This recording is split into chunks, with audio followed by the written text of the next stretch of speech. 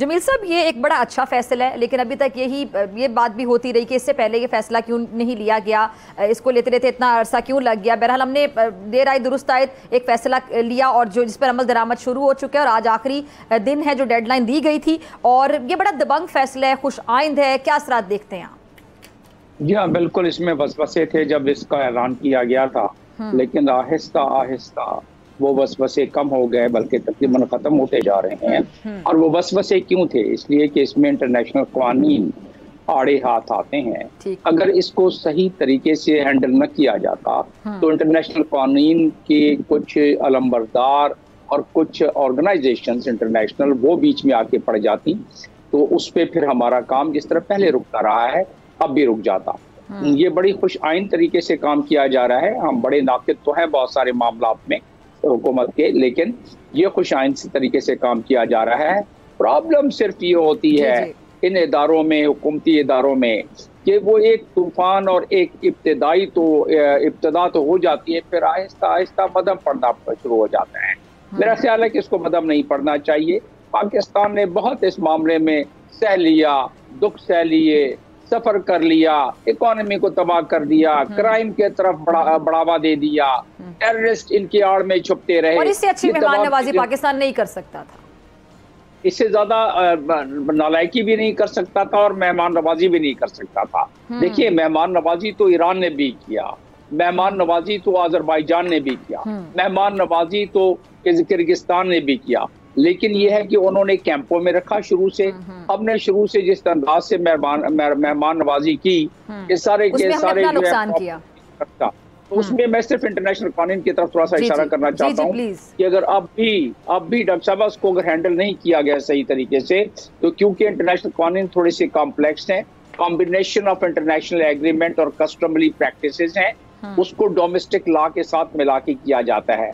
Refugee protection 1951 है, ये refugee का मामला नहीं है, लेकिन इसमें आ जाता है मामला 1951 जो कि प्रोटोकॉल, जिसको मजीद कन्वेंशन जो 1967 का प्रोटोकॉल है उसके तहत ताफ़ुज़ मिलता है। इसमें लिखा गया है और कहा गया है कि रिफ्यूजीज के अलावा जो लोग इलीगल अनडॉक्यूमेंटेड हैं उन्हें भी उस वक्त तक नहीं भेजा जाएगा उनके मुल्क में, अगर उनको कोई किसी किस्म का अपने मुल्क में परसिक्यूशन का, यानी कि किसी किस्म का ट्रायल का, किसी किस्म का मसला पेश आने की अगर बात हुई तो उनको नहीं भेजा जाएगा। अब यहाँ ग्रे एरिया आ जाता है, जिसके तहत पहले भी हम कदम उठाते थे, एक कदम उठाते थे, दो कदम पीछे चले जाते थे। और आखिरी और इम्पोर्टेंट बात इसमें इंटरनेशनल कानून में ये है कि ह्यूमन राइट आड़े आ जाता है, जो हर चीज में आ सकता है।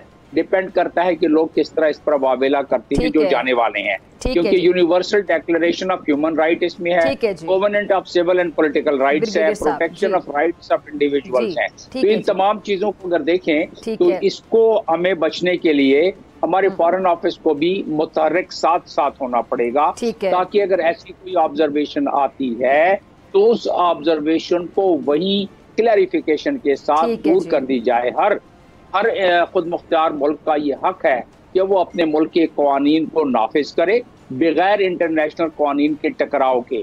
तो इस लिहाज से कम अज कम हमें ये तासुर नहीं देना चाहिए कि हमारे मुल्क के कानून किसी लिहाज से इंटरनेशनल कानून जो कि मैंने अभी आपको गिनवाई हैं उसको किसी लिहाज से उसके टकराव में आते हैं। और ये उसी सूरत में मुमकिन है कि अगर हमारे फॉरेन ऑफिस इसमें बहुत ज्यादा मुतहर्रिक होना पड़ेगा। जमील साहब, आपका लास्ट कमेंट, उन लोगों के खिलाफ कोई एक्शन हो सकता है, आपको क्या समझ आता है? जी, जो लोकल लोग, अगर गवर्नमेंट डिटरमिनेंट हो जाए, डिटरमिनेंट हो जाए तो बिल्कुल हो सकता है। और जैसा कि मैंने पहले कहा कि हमें अपने गार्ड्स को रखना पड़ेगा प्रॉपर, जहां से अगर कोई एतराज आता है इंटरनेशनल कानून के मुताबिक तो उसको हम सेफ गार्ड कर सके।